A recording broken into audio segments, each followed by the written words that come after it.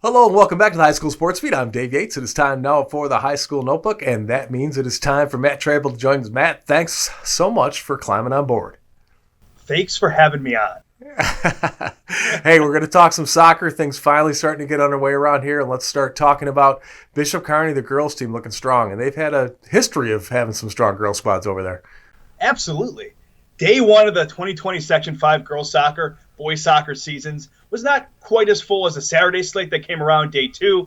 But hey, that first day still had a handful of exciting games, including Bishop Kearney Girls Soccer picking up an overtime tie against Katie Newby and the Williamson team that tied for a sectional title last season.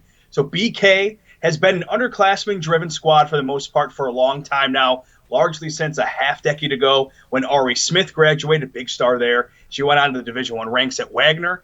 So that has really seen this trend in how polished some current veteran pieces are at this point in their careers, because since they were very young, they've had big roles on this BK team. Expect a lot of goals this season. We've seen it right off the bat from junior forward Kaia Goode. Also, everything on the attack for this BK Chesterton Academy combined team. That is the combination this year with both those schools going in together. So everything on the attack goes through senior midfielder Emily Teitler, and another midfielder, Morgan Williams, plays with poise years ahead of her sophomore class standing, which helps because she is in her fourth season on varsity. That trend, again, we're seeing it even now. And then Kaia Goode's younger sister, in eighth grader Clarissa Goode, is a confident defender despite being that young age. This is a team to watch.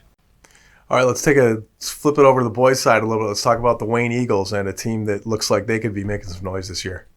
Yeah, so boys soccer team that really impressed me during the first weekend Section 5 sports return after that historically long hiatus for obvious reasons was the Wayne Eagles. Tim Maddle's team graduated 6 starters from a side that made the 2019 Class A2 sectional final. That includes top-notch Cullen, Bock, Matt Gentile, big-time talents there. But the talent pool in Wayne is clearly still very deep because they look like a major title contender yet again. All 11 Wayne has on the field at any given time are sure-footed. They're capable, high soccer IQ, all of them. If you do not make a perfect touch on the ball playing them, Wayne swarms to steal it. Junior midfielder Josh Bolt, there's a lot of bolts going on in that Wayne athletic situation. So Josh Bolt has the footwork to maneuver past opposing players and then has the open field wheels to leave defenders behind.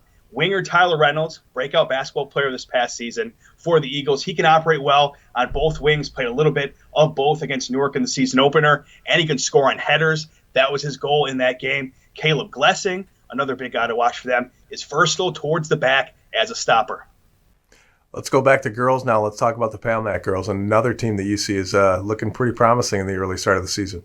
Yeah, so 4 of the 6 goals Palmyra-Macedon girls soccer has scored this early season through one weekend have been netted by underclassmen, but the big scoring role freshmen and sophomores play on this Red Raiders club should not make you think they will not go for another consecutive season of double-digit wins. Just over the last 3 seasons coming to this one, Palmyra girls soccer combined record of 40 wins and only 11 losses. So Flash Academy player, that's a big soccer institution locally and really in Western New York and the state as a whole.